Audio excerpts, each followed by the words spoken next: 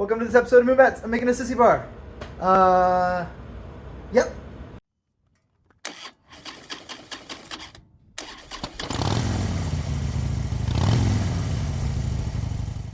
Alright, so when you're making a sissy bar, you gotta like measure literally everything. So I'm gonna show you what I'm measuring, how I'm doing it.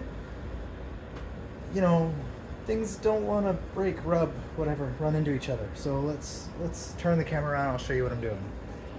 So I have this chalkboard here. That's the wheel or the tire. That's the axle. That's the little mount right there. That's the distance directly between the mounts. I measured it.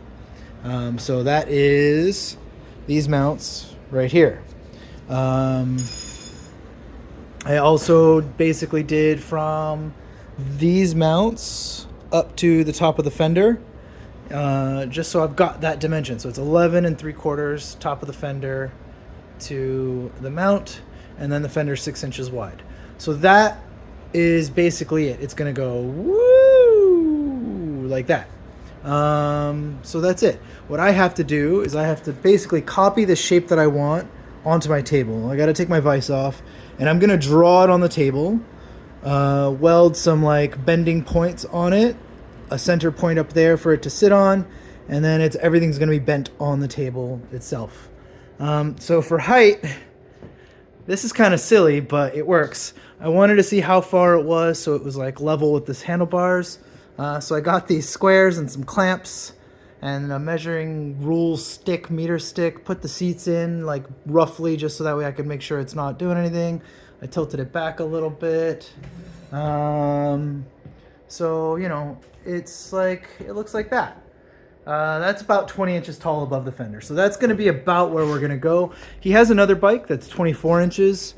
And that's, you know, the range that he wants to be in, without it looking too tall. So that's that for measuring stuff. Let's draw stuff now. All right. So I got to take this vise off. There's a bolt back here and two on the sides. So I got a piece of stainless bar stock, 5/8. That's you know, I like to make my sissy bars beefy because if you actually use them, 1/2 inch will break sometimes. Probably not at this height, but also I just like a beefy sissy bar. So I got a stainless bar stock. We're gonna bend it right in half and then make those bends. I gotta draw it out on the table. All right, so I'm gonna bring you in here so you can see what we got. We got the mounting points. I got a line here and a line here. Those are at 10 inches apart. This is the fender. I got the lines there for the fender, 6 inches apart. So I'm gonna put a little piece of metal right here to center everything, and then I'll put a piece right here. I'll weld it to the table so I can bend around it, and then I'll have to weld one right here so I can bend around that until it gets to right here.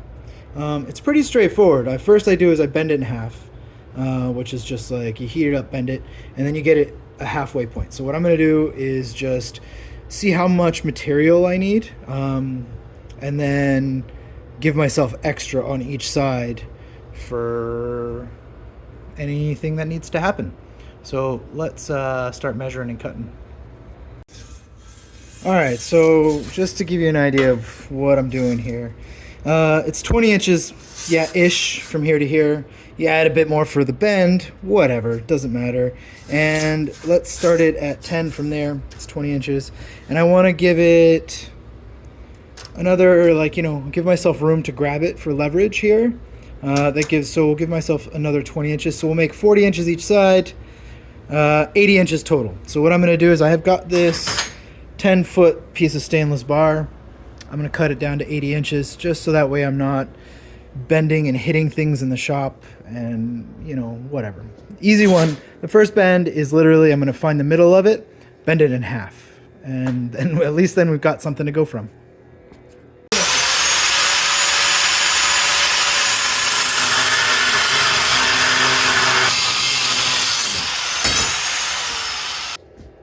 All right, so let's talk about bending stainless steel. You can't just bend it with your hands, not at 5/8 at least. So I've got this stuff. It's in the other video, but I'll run through it real quick here. It's just a regular MAP gas, like, you know, the little propane thing with the self-igniter, kind of plumber uses. It's a torch there with an adapter attached to it. I got this at a propane shop. It just attaches to that, and it allows it to connect to a regular propane tank, like barbecue grill like you got at your house. So that's my fire. Now this is Nestos Foods Poivron Rouge Roti, roasted red peppers. It's just a can I found in the garbage, literally across the street from my house, about 17 years ago. And then right here is this stuff called ceramic wool and a fire brick. So these two things you can get at Home Depot. And so you line the inside of a can with that, stick this fire brick in there, and then you've got a surface to work on. If you're working on small pieces, you put another piece on the back here, and then it keeps it hot. But I'll be going all the way through because I need to heat up the middle. And what you do is you just stick this guy, you get it lit, and then you stick this guy in there. And I've used this over so long that the hole just like just keeps getting bigger and bigger, so I just stick a bolt in there to hold it upright. And that's it. So when this is heating up, like you can see just right here it gets hot, and right here it gets hot where the heat comes out. But like this is paper, so like it's not even lighting on fire, nothing's happening. I didn't do anything special to it.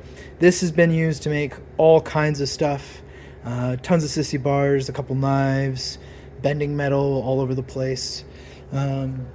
So that ceramic wool and that fire brick, I don't even remember how much it was. It was under $50 though.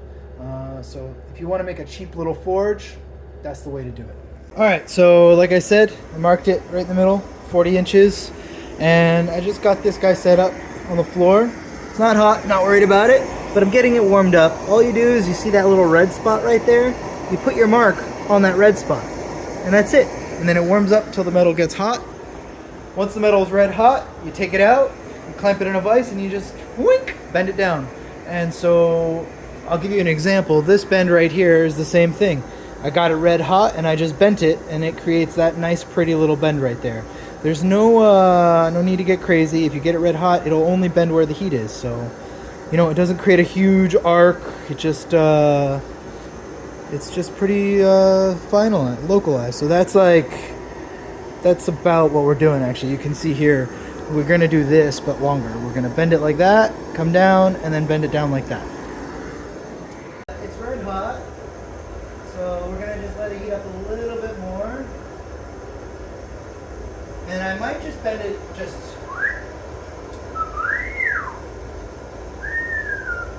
and see what happens. You know what? Let's try that. We'll just give it a go here. And just nope, we're gonna clamp it down. So clamp it down. You gotta be quick because stainless doesn't like cool.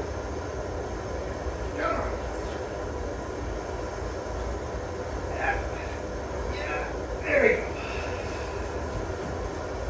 Okay, come on. That's it. There we go. Yeah. Yeah.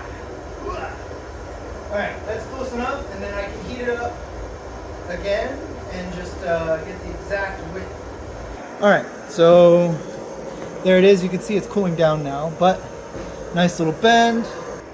I don't want to toot my own horn here, but, you know. So, put it on the table. I haven't touched this. I literally just put it down. I just got it set right there, edge of the table, centered line. Here is my line for the fender right there, and there's my other line for the fender right there. I'm pretty happy with that. So what I'll do is I will probably bend it right around here, make it come out, and then make it come back down a little bit. Might bring it in a touch more because I want it to be on the inside of the fender here, but this is pretty close.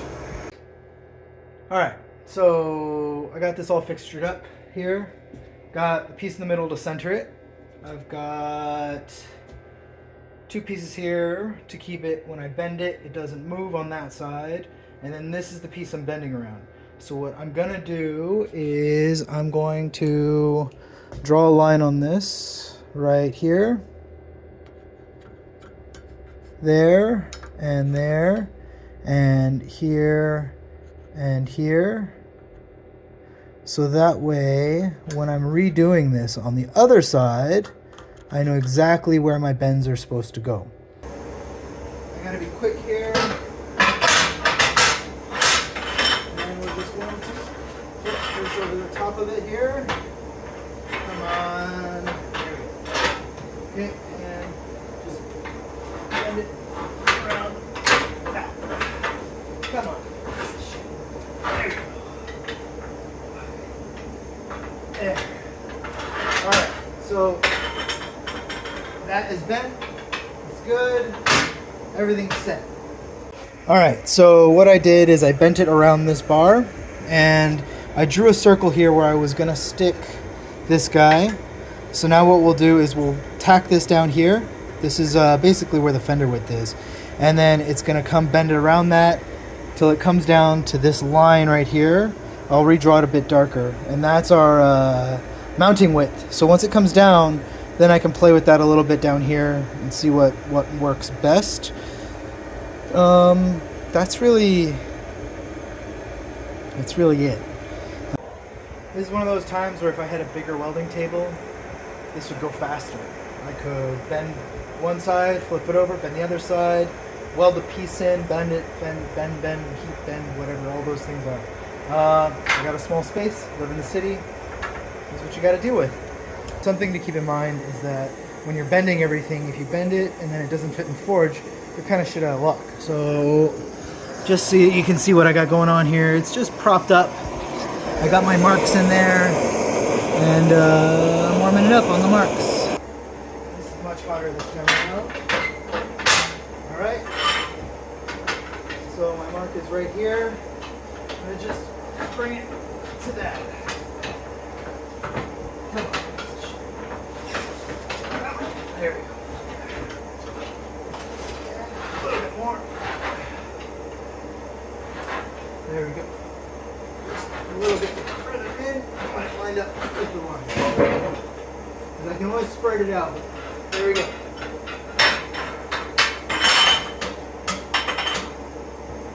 Boom. Done. Alright, here's an idea to tell you what I was talking about by I'll be able to put it back in the exact same spot. When I cut my tacks off, it leaves little lines and it leaves parts of the tack still there. And I just, if I don't clean it up again, I just put it back down and retack it in the exact same spot. So let's put this down here. There we go. Put this down. Oh, damn it. Let's do this again.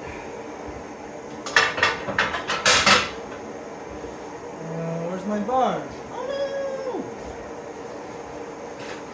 no! My hands, I guess. There we go. That's it. I bent it again. I've got that just placed, but everything is in the same spot that it was, which is good. These bends will be definitely close enough, if not exactly right on. This is good. I'm happy. All right, it's all bent. Here it is on the bike. It's just held on with clamps, but there it is. Bends are even, pretty close, similar, close enough. Dadgummit, handmade. There you go. There's the whole thing. Sissy bar. We'll mess with the angle and clamping and or the mounting points. It's literally just clamped on right now. Thanks for watching. I don't know. Like, subscribe. More on this bike coming up soon. I gotta mess with all the Sissy bar stuff, fender.